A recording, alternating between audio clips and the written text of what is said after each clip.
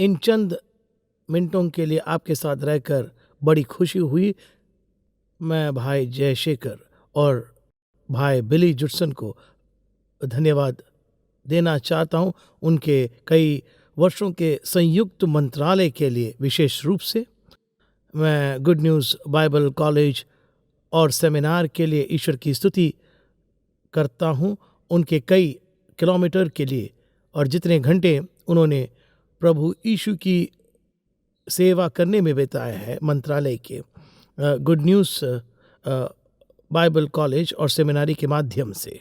मैं आभारी हूँ कि उनके साथ कई मौक़ों पर कई साल रहने का मुझे ये अवसर मिला। मेरा नाम टेड ऑल्स्टन है। मैंने 1987 से शुरू करके पादरियों को संस्कृतियों के बीच कई वर्षों के लिए मैंने प्रशिक्षण दिया है। मैं एक स्थानीय चर्च का पादरी हूँ और रहा हूँ। मेरी पृष्ठभूमि एक विशेषज्ञ पृष्ठभूमि नहीं, मुझ में निश्चित रूप से कुछ अनुभव है। इसलिए मैं आज आपके पास आने के लिए, इस विषय से अधिकार के लिए और इस जानकारी को एक साथ साझा करने के लिए आभारी हूँ। हम व्याख्या शास्त्र के बारे में बात करने जा रहे हैं। हेर्मेनेटिक्स ये एक बड़ा शब्द है जिसका मूल रूप से सिर्फ मतलब है व्याख्या, इसलिए हम बात करना चाहते हैं। बाइबल में ईश्वर के वचन की व्याख्या कई चीज़ें हम देखेंगे। कृपया करके सबसे पहले सिर्फ 2 मूलभूत सिद्धांत बाइबल ईश्वर का वचन है, और वह यह है कि प्रेरित है ईश्वर से। पवित्र आत्मा ने लिखे गए शब्दों को प्रेरित किया। विभिन्न लेखकों को उनके खुद के स्टाइल और शब्दावली का उपयोग करने की अनुमति दी गई, और फिर भी जब उन्होंने लिखा, यह वही था जो पवित्र आत्मा उनसे लिखवाना चाहता था। तो जब हम अपनी बाइबल खोलते हैं, वास्तव में हमारे हाथ में पास ईश्वर का वचन है। इस पाठ्यक्रम की समझ के साथ की मूल लिखावट जो मूसा द्वारा लिखे गए या मैथ्यू ने लिखा या पॉल ने लिखा, हमारे पास अब वे असल नहीं है। बहुत सारी विश्वसनीय प्रतियां उन लेखों की, और निश्चित रूप से आप और मैं जो पढ़ते हैं वो मूल भाषा बिल्कुल नहीं है। जब तक आपने मूल का अध्ययन नहीं किया है, हम में से अधिकांश ऐसा नहीं है कि हम उन्हें मूल भाषा में ही पढ़ सके, तो हमारे अपनी भाषा पढ़ सकते हैं। हाँ, हालांकि किसी भी तरह हमारे पास अनुवाद है। उन ग्रंथों की प्रतियां तो हम क्या कर सकते हैं। कहने का तात्पर्य यह है कि हमारे पास इतनी प्रतियां हैं कि वे बहुत विश्वसनीय हैं, और यह कि हम उनका और उनकी विश्वसनीयता का अध्ययन करने में सक्षम है। इस तरह और इस हद तक कि जब हम इसमें हमारी बाइबल उसे चाहे हिंदी या अंग्रेज़ी ऊपर उठाएंगे, उसमें कोई संदेह नहीं हो कि वो ईश्वर का वचन है। अब एक बार हम इसे स्वीकार कर लें कि ये परमेश्वर का वचन है और ये दिव्य है, और आधिकारिक तौर पर हम शाश्वत सत्य के साथ काम कर रहे हैं। वास्तविकता यह है कि अगर मैं इसे इस तरह से रख सकता हूँ, तो हम इसका इस्तेमाल कैसे करेंगे। तो हमें इस बात से बहुत सावधान रहना चाहिए। यहाँ अमेरिका में मौजूद महान खतरा जिसका अभ्यास मैंने देखा है, जहाँ मैं वह हूँ, भारत में आप जहाँ हैं, वह लोग शिक्षक प्रचारक परमेश्वर का वचन ले लेंगे और एक श्लोक पढ़ते हैं, और फिर वे अपने विचार देना शुरू करते हैं, कहानियाँ सुनाते हैं, वे बहुत सी अलग चीज़ें करते हैं। उपदेशक का एक उदाहरण देने में कुछ गलत नहीं है। कहानी सुनाना तो ठीक है, लेकिन उसे परमेश्वर के वचन पर ध्यान देना चाहिए। ईश्वर के वचन में उनका संदेश होना चाहिए। कभी कभी एक उपदेशक के पास एक विचार होगा जिसके बारे में वह बात करना चाहता है, और तो फिर वह एक छंद लेगा जो उसके विचार का समर्थन करता है, और फिर वह आपको बताएगा कि वह क्या सोचता है। वह पंक्तियों को उसे नहीं कहने दे रहा है, वह आपको बता सके कि ईश्वर ने क्या कहा है, और ईश्वर का जो संदेश आपके लिए वह आपको अपना संदेश दे रहा है। इसलिए हमें अवश्य इससे हर कीमत पर बचना चाहिए। ये हमारे विचारों को शास्त्रों के सामने ला रहा है। शास्त्र को हमें बताने देने के बजाय कि ईश्वर उनका विचार क्या है, हमें ऐसा करने से बहुत सावधान रहना चाहिए। तो अ, अ, ईश्वर के वचन की ठीक से व्याख्या करना बहुत ही महत्वपूर्ण है। अगर हम इसकी ठीक से व्याख्या नहीं करते तो हम अंत में लोगों को नुकसान पहुंचाएंगे। हम उनकी मदद करना चाहते हैं लेकिन हम उन्हें नुकसान पहुंचाएंगे, क्योंकि ईश्वर के वचन की हमारी समझ दोषपूर्ण या कमज़ोर होगी। हमें हमें बहुत सावधान होना चाहिए जब हम परमेश्वर के वचन का अध्ययन ठीक से करते हैं। अब मुझे सीधे कहने दें कि ठीक है का मतलब ये नहीं कि जैसे जैसे मैं करता हूँ या एक बैप्टिस्ट करता है या प्रेस्बिटेरियन करता है, इसका मतलब ये नहीं कि जैसे एक अमेरिकी करता है एक भारतीय की तरह। इसका मतलब यह है कि ये नियम है किसी भी चीज़ की ठीक से व्याख्या करने की, और हमें उन नियमों का पालन करना चाहिए। जो मुझे दूसरे बिंदु की ओर ले जाता है, जो हमारे लिए बहुत ही महत्वपूर्ण है कि याद रखें कि वो कौन है। जबकि बाइबल परिभाषित है और प्रेरित भी, ये एक मानव पुस्तक है। मेरा मतलब ये नहीं कि मार्क या मैथ्यू या मूसा या यशाया ने हमें बताया कि उन्होंने क्या सोचा या क्या उनके आसपास की संस्कृति ने सोचा। उन्होंने हमें बताया कि ईश्वर ने क्या कहा। इसलिए जब परमेश्वर ने मूसा के माध्यम से बात की और मूसा ने इन शब्दों को लिखा, उसने क्या अच्छा लिखा, उसने हिब्रू में लिखा है ना, एक मानव भाषा लिखी गई, एक तरह के साहित्य में जो मनुष्य इस्तेमाल क्या करते थे, मनुष्य अपनी भाषा में, मानव भाषा में, ताकि मनुष्य ईश्वर का संदेश समझ सके। ईश्वर जो है बाइबल में मानव भाषाओं के शब्दों का उपयोग हमें अपना संदेश देने के लिए करता है। इसका मतलब है कि बाइबल केवल दिव्य नहीं है, इंसानी भी है। जो मुझे अगली चीज की ओर ले जाता है, इसके बारे में हम सोचते हैं कि बाइबल में विभिन्न प्रकार के साहित्य है। अब याद रखिए कि इसका मतलब है कि मानव साहित्य। उदाहरण के लिए, यदि आप अपनी भाषा में एक कविता पढ़ते हैं और फिर आप मुड़कर आपकी भाषा में अखबार पढ़ते हैं, वे एक जैसे नहीं दिखते हैं क्या? वो शब्दावली अलग होती है, शैली अलग होती है। जैसे लगभग तुरंत जानते हैं जब आप कविता पढ़ते हैं, और आप आसानी से अंतर बता सकते हैं उसके और एक अखबार के लेख के बीच में। ऐसा इसलिए है क्योंकि वे लिखे गए हैं अलग तरीके से, वे अलग तरीके से संवाद करते हैं। अब बाइबल में विभिन्न प्रकार के साहित्य है, हम उसे साहित्य की शैलियाँ कहते हैं। तो यह याद रखने का एक और कारण है कि बाइबल एक मानव पुस्तक है, क्योंकि विभिन्न प्रकार के मानव साहित्य विभिन्न तरीकों से हमसे संवाद करते हैं।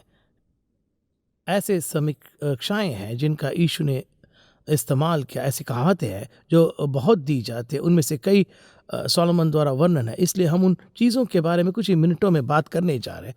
लेकिन बाइबल दिव्य और मानवीय है, और अगर हम मानवीय तत्वों को भूल जाते हैं तो हम खराब व्याख्या करेंगे, या हो सकता है बुरा। तो वे कई मूलभूत विचार है जो हमारे पास होना चाहिए। जैसा कि हम अब शुरू करने जा रहे हैं, मैं हमारे तरीकों के बारे में बात करना चाहता हूँ। हम यहाँ कुछ विस्तार में जाएंगे, लेकिन ज़्यादा विस्तार में नहीं, क्योंकि अगर हम बहुत अधिक विस्तार में जाएंगे इसका पालन करना बहुत ही मुश्किल हो जाएगा। तो हमारा तरीका क्या है? देखिए, बस हम 3 चीज़ें करने जा रहे हैं, 3 प्रमुख चीज़ें। पहली, और मैं इन 3 चरणों को बुलाऊंगा। तो पहला चरण व्याख्या का ये है कि हमारे पद्धति में विश्लेषण है। कुछ किताबें इसे अवलोकन कहेंगी, मतलब कि हम पाठ को देख रहे हैं ये समझने के लिए कि ये क्या कहता है। अब याद रखिए, वह शब्द जो कहता है, इस प्रश्न को याद रखें, मेरा कथन क्या कहता है। जब मैं इस कथन को कहता हूँ तो मेरा मतलब कि जब आप सिखाते या उपदेश देते, आप कई छंदों पर ध्यान केंद्रित करने जा रहे हैं। शायद एक कविता का हिस्सा हो, शायद एक पैराग्राफ हो, शायद एक अध्याय। जब हम एक कथन कहते हैं वो यह है कि छंदों का समूह जिसके साथ आपने काम करने का फैसला किया है, वह पद जो आपने तय किया है कि आप चाहते हैं सिखाने या उपदेश देने के लिए। तो इसलिए जब हम अपने कथन को देखते हैं, सबसे पहले पहली चीज़ जो हम करना चाहते हैं वो है कि इसका विश्लेषण करना, वो हमें जवाब देने जा रहा है। उस प्रश्न का मेरा कथन क्या था कि ये हम नहीं पूछ रहे, इसका मतलब है कि हम वही पूछ रहे हैं जो ये कहता है। जब आप शब्द बोलते हैं तो आप शब्द कहते हैं जो आप कहना चाहते हैं, उन शब्दों के साथ एक संदेश या एक विचार। लेकिन हम आपके संदेश को नहीं समझ सकते जब तक हमें यकीन नहीं हो जाता कि आपने क्या ठीक कहा है। चरण 1 में 2 कदम है, इसलिए जब हम विश्लेषण करते हैं तो हम 2 चीज़ों को करेंगे। सबसे पहले हम अपना कथन पढ़ना चाहेंगे और हम इसे बहुत बार करना चाहेंगे। हम न केवल कथन को पढ़ना चाहते हैं, कई बार हम पढ़ना चाहते हैं उस संदर्भ को जिसमें वह खुद को पाता है। उदाहरण के लिए मुझे विश्वास है फिलेमोन में अध्याय 25 वचन 26 है।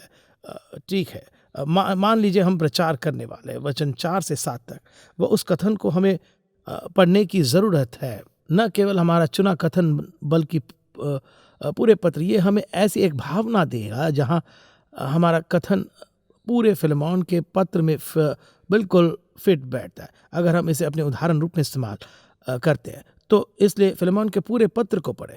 मैं तो कहूँगा कि कम से कम 15 बार पढ़ें।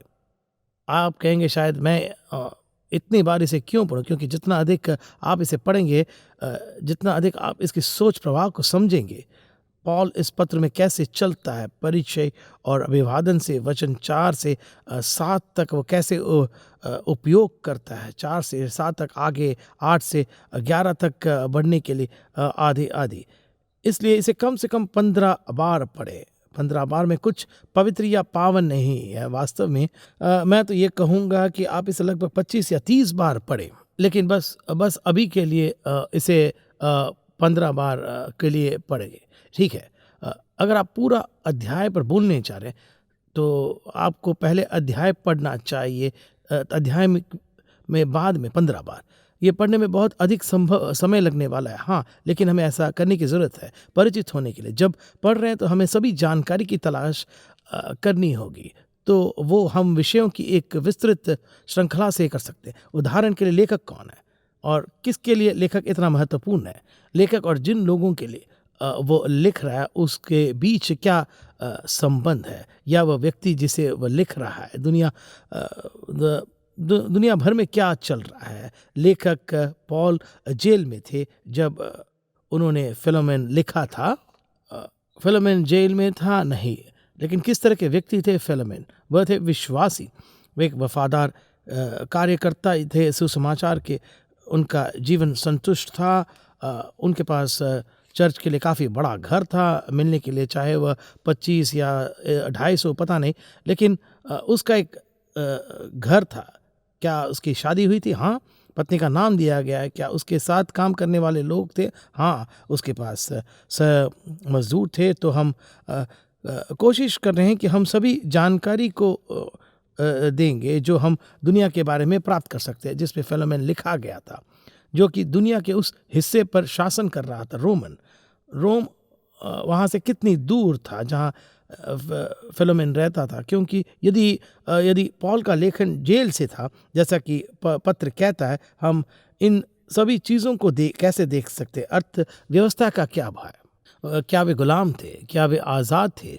हमारे देश में गुलाम नहीं है, आपके देश में कोई गुलाम नहीं, कम से कम ऐसा नहीं जिन्हें गुलाम कहा जाता है। हमारे पास बुरे लोग हैं जो अन्य लोगों को गुलाम बनाते हैं, ये पूरी दुनिया में सच है। लेकिन इस अर्थ में कि उनके पास संपत्ति थी और वो संपत्ति लोग थे जो अलग बात थी। तो फिर उस सब का क्या मतलब है? तो सभी जानकारी इकट्ठा करो, तो अपने अध्याय में कथन को पढ़ने के माध्यम से करो, आसपास के संदर्भ। दूसरी बात जो हम उस जानकारी को इकट्ठा करके करना चाहते हैं, अब हम बहुत कुछ जानते हैं कथन के बारे में, हम आगे क्या करना चाहते हैं। अच्छा, अगली बार जो हम करना चाहते हैं, कथन में उन वचनों को देखना है, फिलेमोन 4 से 7 तक।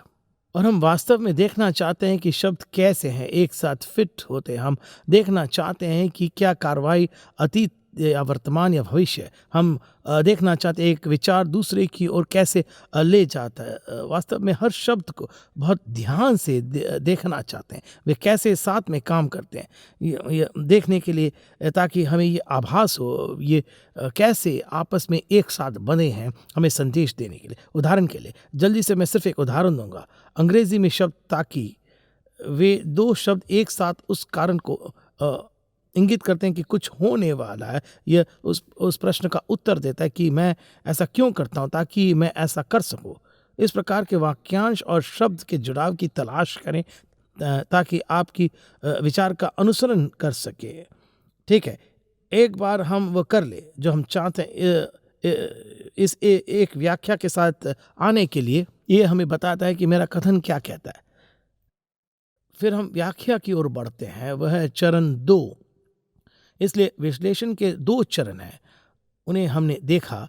अब व्याख्या जो चरण 2 है, जिसकी 2 चरणों की व्याख्या है, हम जहाँ मैं कहूँगा हम असली काम करते हैं व्याख्या का वचनों की, हमारे वचनों के आसपास, ताकि वह संदर्भ हमें बताएंगे या अर्थ का संदेश के लिए हमारा मार्गदर्शन करे कि हमारा कथन व्याख्या करने में बहुत मुश्किल है। जब तक आप संदर्भ का उपयोग बिल्कुल नहीं करते, जब हम व्याख्या की ओर बढ़ते हैं, उसके लिए हम उत्तर ढूंढने का प्रयास कर रहे हैं। वो प्रश्न, मेरे कथन में क्या संदेश है, मेरे कथन का क्या मतलब है, विश्लेषण ये क्या कहता है, इसका क्या मतलब है, संदेश क्या है, और हम आसपास के वचनों का उपयोग ये देखने के लिए करते हैं कि हमारा कथन इसका संदर्भ में किस तरह फिट बैठता है। ठीक वैसे ही जैसे वचन 4 के से वचन 4 से 7 तक और फिलेमोन उस पत्र में फिट बैठता है। उन वचनों का क्या क्या उद्देश्य है जो हमारी मदद करेगा, इसका अर्थ ढूंढना। ऐसा करने के बाद हम तब इस बात की पुष्टि करना चाहते हैं कि हमारी व्याख्या सही है, जो मुझे लगता है मेरे कथन का अर्थ है। लेकिन अब हम ये सुनिश्चित होना चाहते हैं हमें ये ठीक से मिल गया। हम ये कैसे कर सकते हैं? इसमें बाइबल हमारी मदद करेगा ये देखने में कि अन्य कथन बाइबल में हमारी व्याख्या के बारे में क्या कहता है। हम जल्दी से इसके लिए एक उदाहरण देना चाहेंगे। जेम्स के पास अध्याय 2 में कुछ वचन है जो सुनने में ऐसा है जैसे विश्वास और कर्म हमें मोक्ष प्रदान करते हैं। अगर वो संदेश है जो मुझे लगता है अध्याय 2 और जेम्स में से एक कथन जो मुझे देता है, तो मुझे बाकी के बाइबल को देखने की ज़रूरत है। बाकी का बाइबल हमें बार बार बताएगा कि नहीं, ये कार्य द्वारा नहीं, अनुग्रह के विश्वास से आप बचाए जाते हैं, और वह आपकी नहीं, ये तोहफा है ईश्वर का, कर्मों का नहीं। और इसलिए हम वचन जो दूसरे भाग में है बाइबल के, हमारे वचनों के व्याख्या की पुष्टि करे, और हमारा कथन एक बार जब हमने ये कर लिया तो व्याख्या के साथ हमारे कदम समाप्त कर चुके हैं। अब हम लागू करने जाएंगे। तकनीकी रूप से कहूँ तो लागू करना हेमेन्यूटिक्स का एक हिस्सा, क्योंकि हेमेन्यूटिक्स है कि संदेश क्या है, हम ऐसा क्यों करते हैं, तो ये हमारी विधि का हिस्सा क्यों है, क्योंकि जिस कारण से हम समझते हैं या समझाना चाहते हैं हमारे लिए ईश्वर का संदेश है, तो हम जानते हैं कि कैसे उसे जवाब दें। हम ईश्वर के साथ एक व्यक्तिगत संबंध में, और व्यक्तिगत संबंध इस तरह से काम करते हैं कि हम एक दूसरे की प्रतिक्रिया दें। ठीक है, अगर ईश्वर ने हमें अपना वचन दिया है इसमें संदेश के साथ, तो हमें क्या करना चाहिए? पता करें? नहीं, बिल्कुल नहीं। उसके लिए जो अच्छा करना चाहता है लेकिन नहीं करता है, वह पाप है। जेम्स हमें ऐसे बताता है। हम अपनी पद्धति के हिस्से के रूप में उपयोग करने जा रहे हैं लागू करना। और वह तीसरा चरण 1 है विश्लेषण, चरण 2 व्याख्या, चरण 3 लागू करना। देखिए, बाइबल बहुत समय पहले लिखी गई थी, हमारे पास नहीं। बाइबल में कोई पत्र नहीं है जिसे पॉल से टेड का पत्र कहा गया हो। उदाहरण के लिए ये एक अलग भाषा में लिखा गया था, वो अलग संस्कृति में लिखा गया था। तो मैं कैसे सुनिश्चित कर सकता हूँ कि मैं लागू कर रहा हूँ पवित्र शास्त्र के कथन से संदेश अपने लिए और दूसरों के लिए सही तरीके से? तो यह कुछ ऐसा है जिस पे हमें बहुत सावधानी से काम करना है। हाँ, हम इसके बारे में अभी बहुत अधिक विस्तार में नहीं जाएंगे, लेकिन बस कुछ झटपट विचार। सबसे पहले पूरी बाइबल एक सुसमाचार की एक कहानी है।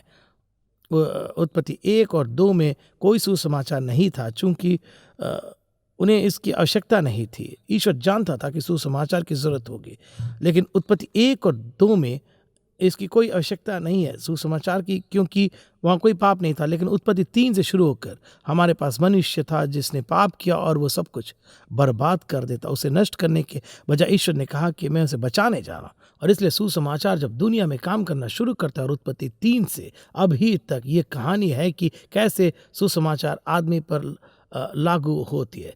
ये कहानी है जहाँ ईश्वर पापी लोग को अपने पास वापस बुलाते हैं ताकि उनके साथ एक व्यक्तिगत संबंध बना सके। सुसमाचार उसी के बारे में है, और इसमें उत्पत्ति 3 से रहस्य उद्घाटन तक सब कुछ शामिल है। हम ये कह सकते हैं कि सुसमाचार की कहानी वास्तव में बाइबल की कहानी है। तो मैं ये कहना चाहता हूँ कि मेरी व्याख्या को देखना चाहता हूँ, और ये कहना चाहता हूँ कि मैं इसे लागू करने जा रहा हूँ। सुसमाचार वास्तव में सत्य और प्रेम का संतुलन है, और सच्चाई यह है कि मैं नर्क में जाने के लायक हूँ और आप भी है। लेकिन प्रेम के कारण जब हम मसीह पर भरोसा करते, हम उम्र भर सजा नहीं सहेंगे। इसके बजाय हमारे पास जीवन होगा प्रभु यीशु मसीह की वजह से, जिन्होंने कहा कि मैं मार्ग हूँ, सच्चाई और जीवन का। कोई मनुष्य पिता के पास नहीं आता बिना मेरे। इसलिए जब हम संदेश लागू करते हैं जो हमें मिला है, उसकी हमें यह सुनिश्चित करना है कि यह एक संतुलन है सच्चाई और प्रेम का। हम लागू करने में कठोर नहीं हो सकते, और हम मांग नहीं सकते, और हमें ज़्यादा सख्त नहीं होना चाहिए, ना ही हमें न्यायपूर्ण होना चाहिए। सभी प्यार से भरे, प्यार और हर कोई इसे प्यार करता है। ओ चिंता मत करो कि तुमने क्या किया, ईश्वर आपसे प्यार करता है। हमें दोनों की संतुलन को रखने की ज़रूरत है। तो शायद यही है सबसे बड़ा अधिभावी सिद्धांत जब लागू करने की बात आती है। तो अब मैं अपना समय बहुत जल्दी समाप्त करने जा रहा। विभिन्न प्रकार के साहित्य के बारे में कुछ कहकर बाइबल में से कुछ नाम लेने मैं जा रहा हूँ, शायद 5 या 6, हमें यह विचार देने के लिए कि हम किसके बारे में बात कर रहे हैं। पहला है वर्णन, अर्थ है जो हुआ उसका ब्यौरा, इतिहास का ब्यौरा, जो कोई हमें सुनाने जा रहा है। उत्पत्ति में क्या हुआ, बहुत सारी कथाएं और क्या हुआ ये मूसा हमें बता रहे हैं। जब आप फिर से पलायन में आते हैं, बहुत पलायन की कथा में अलग तरह का साहित्य होगा जिसके बारे में हम 1 सेकंड में बात करेंगे। हम एक कथा से सुसमाचार की तरह से कैसे सीखते, जब यूहन्ना हमें बता रहा है कि क्या हुआ था, हमें बता रहे हैं कि यीशु के जीवन में क्या हुआ था, हम उस तक कैसे पहुँचे, हम कैसे सीखते हैं इस तरह से, इस प्रकार का साहित्य। कथा में ईश्वर किसी से के साथ काम कर रहा है या कुछ लोगों के साथ, और वह उनसे बात करता है और वे उसे जवाब देते हैं। तो ईश्वर जो कहता है और जो करता है, और फिर मनुष्य कैसे प्रतिक्रिया करता है कि मनुष्य क्या कहता है, या मनुष्य अब्राहम के बारे में क्या कहता है, और ईश्वर ने अब्राहम से कैसे बात की और अब्राहम उसे जवाब देता है। याकूब के बारे में सोचो, ईश्वर ने याकूब से बात की, याकूब ने जवाब दिया। क्या उन्होंने आज्ञाकारिता में और अधीन होकर जवाब दिया, या विद्रोह और अभिमान में? जैसा कि हम इन लोगों के जीवन को देखते हैं, वे क्या करते हैं, क्या कहते हैं, ईश्वर के जवाब में यही हमें सीखना है। दूसरे शब्दों में हमें यह सीखना है उनके उदाहरण से। पहला कुरिन्थियों अध्याय 10 इस तथ्य के बारे में बात करता है कि ये बातें हमारे लिए लिखी है उदाहरण के रूप में, ताकि हम जान सके कि हम कैसे ईश्वर को जवाब देना चाहिए। इसलिए जब आप किसी कथन को देख रहे हो, आप समझोगे कि मैं ईश्वर के संदेश को सीखने जा रहा हूँ कि वो कैसे लोगों के कैसे संबंधित है इस माध्यम से, और वे कैसे उसे जवाब देता है। इस तरह हम कथा तक पहुँचते हैं। वहाँ आपको और मुझे कोई आदेश नहीं दिया गया है। कथा में उदाहरण है पालन करने के लिए, लेकिन कोई आदेश नहीं है। अगर आप किसी के बारे में पढ़ते हैं, पुराने नियम में हम कहते हैं कि गिदोन और उसका उसने एक उन बाहर रखा क्योंकि उसने संदेह किया था ईश्वर पर, और वह हमारे लिए निर्देश नहीं है कि हर बार जब हम नहीं चाहते ईश्वर की इच्छा जानना तो एक उनको बाहर रखे। आपके पास भीड़ की खाल नहीं है, हम एक लाक्षणिक तरीके इस्तेमाल भी नहीं करते। हर समय अन्य शब्द में कथा हमें ये नहीं बताते कि इसे क्या करना है, ये हमें एक उदाहरण देता है। तो कानून के बारे में 10 आज्ञाओं, पलायन और लव्य व्यवस्था की किताब के एक महान हिस्सा की तरह बहुत सारे कानून, हम कैसे संपर्क करें। पहली चीज़ जो याद रखनी है कि कानून, पुराने नियम का कानून वो यहोवा और इज़राइल के बीच एक वाचा थी। यह यहोवा और हमारे बीच का वाचा नहीं है। तो हम नहीं हैं। इस पुराने नियम के कानून सीधे हमारे लिए नहीं दिया गया, वे सीधे इज़राइल को दिए गए थे। तो मैं कानून से अच्छी तरह कैसे सीखूं। ईश्वर के बारे में बहुत कुछ सीखा कि वह पवित्र है और वह दयालु है, वो अपने लोगों की परवाह करता है। साथ ही अन्य जातियों की हम उसके बारे में कुछ सीखते हैं उन आज्ञाओं से जो देता है। अब हम अपने बारे में बहुत कुछ सीखते हैं कि इज़राइल ने कानून का पालन कैसे किया, कैसे नहीं किया। उन्होंने वाचा तोड़े इतना बार कि अंत में प्रभु को उनका न्याय करना पड़ा। हम जो मुद्दा कहना चाहते हैं वो यह है कि हम विश्वासी आज एक वाचा के संबंध में है, लेकिन यह नई वाचा है यीशु के लहू के द्वारा। इसलिए पुरानी वाचा सीधे हमारे लिए नहीं लिखी गई है, आज्ञाएं सीधे हमारे लिए नहीं लिखी गई है। आप पूछेंगे 10 आज्ञाओं के बारे में क्या मुझे 10 आज्ञाएं रखनी है? देखिए, सारे 10 आज्ञाएं दोहराई जाती है नए नियम में। नई वाचा जिसके हम अधीन हैं वो पुराने नियम की आज्ञा नई वाचा में दोहराए जाते हैं। जब पुराने नियम की आज्ञा नए में दोहराया जाता है तो वे हमारे लिए सीधे तौर पर पालन करने के लिए है। लेकिन मैं पुराने नियम की व्यवस्था नहीं रखता क्योंकि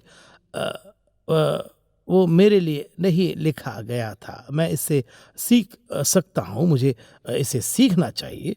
हमें ईश्वर के नियम को देखते हुए बहुत समय बिताना चाहिए क्योंकि ये हमें निर्देश देता है कि ये एक स्कूल का मास्टर है हमें मसीह तक ले जाने के लिए। इसलिए कानून का अध्ययन करना बहुत महत्वपूर्ण है। लेकिन जब आप पुराने नियम की व्यवस्था के कथन में हो, मूसा की किताब, बस याद रखिए कि वे आज्ञाएं आपके लिए निर्देशित नहीं है, वे आपके लिए है लेकिन निर्देशित नहीं है।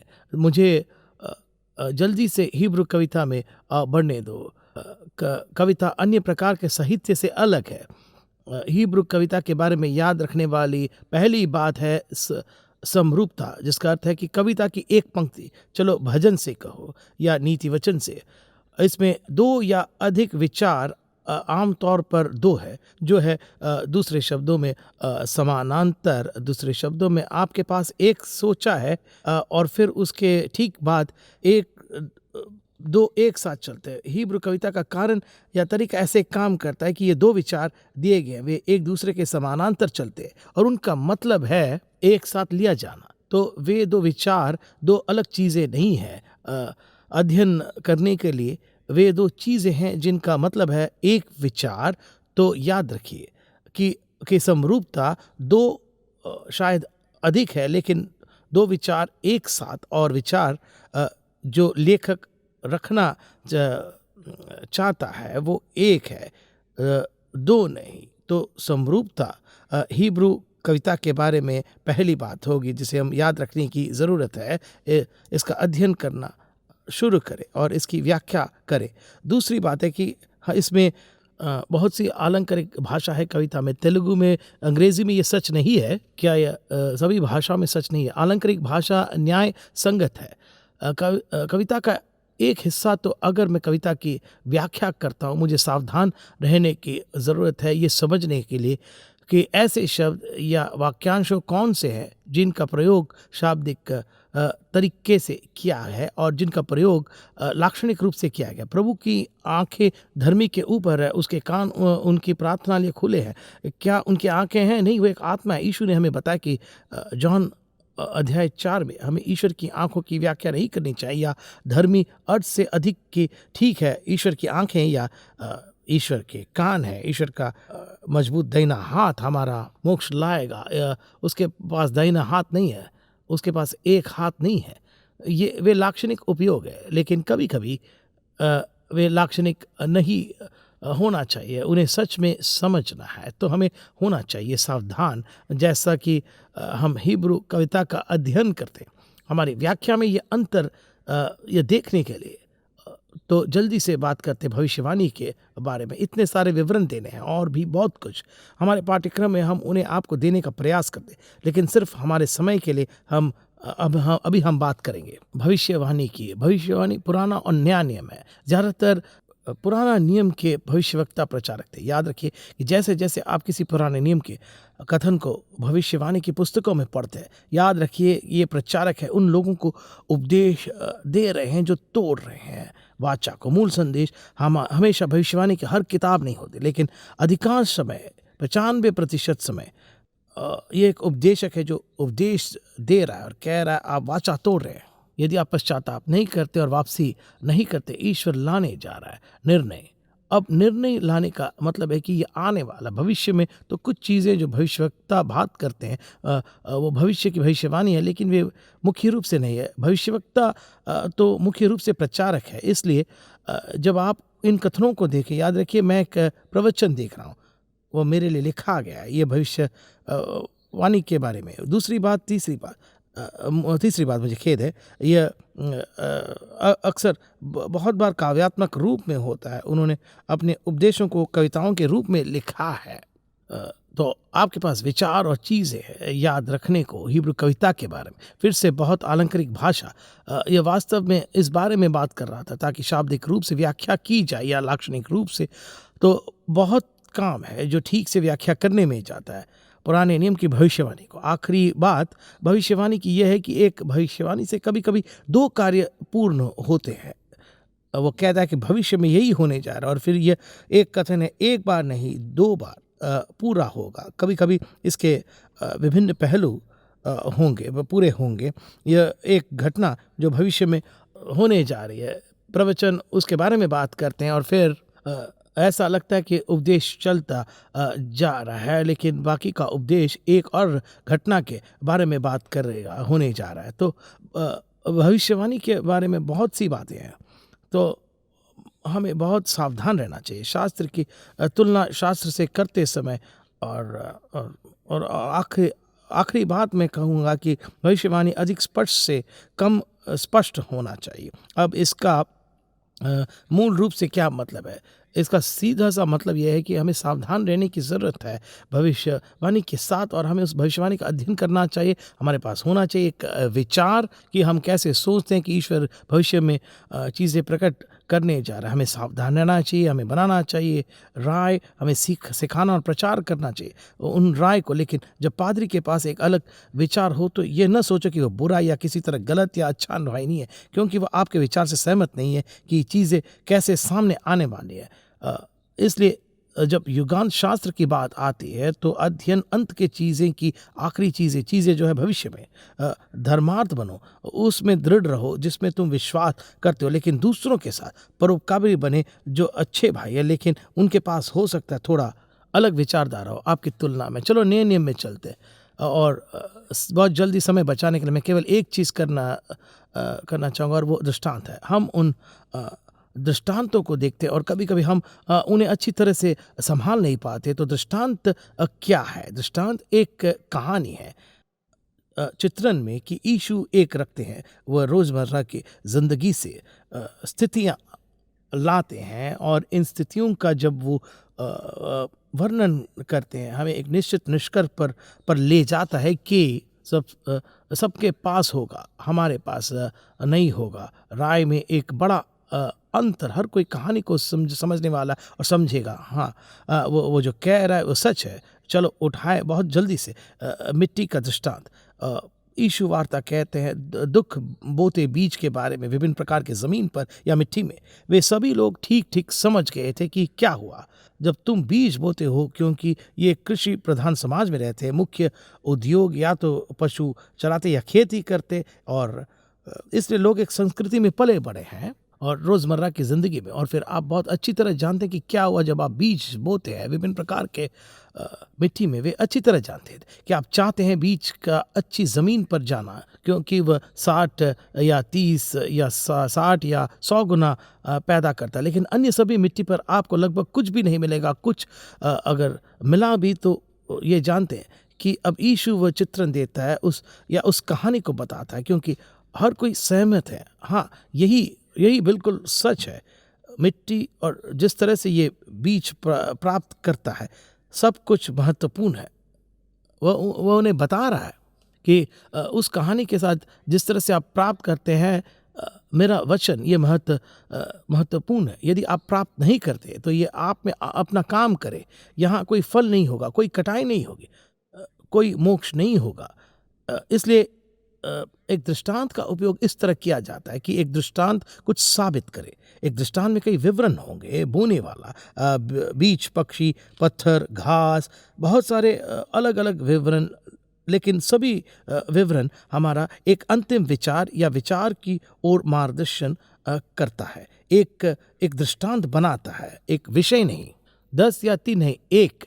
और इसी तरह हमें उनसे संपर्क करना चाहिए, उनकी व्याख्या करने के लिए। मुझे आशा है कि ये आपके लिए उपयोगी रहे, कम से कम थोड़ा सा।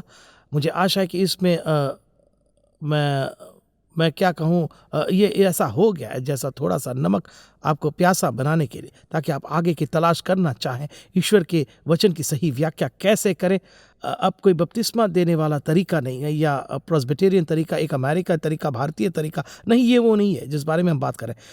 ईश्वर के वचन की व्याख्या करना, इसका संदेश को समझना, ये समझना कि बाइबल ईश्वर की ओर से है लेकिन मानव भाषा में लिखा है। इसलिए हम विभिन्न प्रकार के साहित्य तक हमें पहुंचना है उचित तरीके से। अगर हम नहीं करते तो हम एक गलती करने जा रहे हैं। और अगर हम परमेश्वर के वचन के प्रचारक और शिक्षक के रूप में गलती करते हैं, जब हम कहते हैं कि ईश्वर का संदेश क्या है, हम लोगों को नुकसान पहुंचा रहे हैं।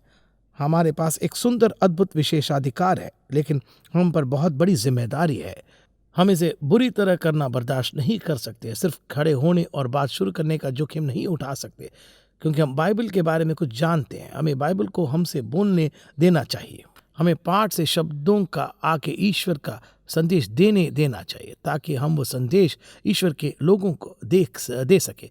मैं प्रार्थना करता हूँ कि मैं बनूंगा वफादार, कि आप वफादार रहेंगे। इसमें काम लगता है, इसमें समय लगता है, स्थिर होता है, लेकिन हम परमेश्वर का काम कर रहे हैं। हमारे पास कुछ कर पाने का विशेषाधिकार नहीं है जो हमें समझ में आता है या जो हम करना चाहते हैं। वचन को आपसे बात करने दे, संदेश लेने दे और लोगों को देने दे। ईश्वर आपको आशीर्वाद दे। आप सेवा करना चाहते हैं उसकी, आज और प्रतिदिन, जब तक हम घर नहीं जाते हमारे प्रभु के साथ रहने के लिए।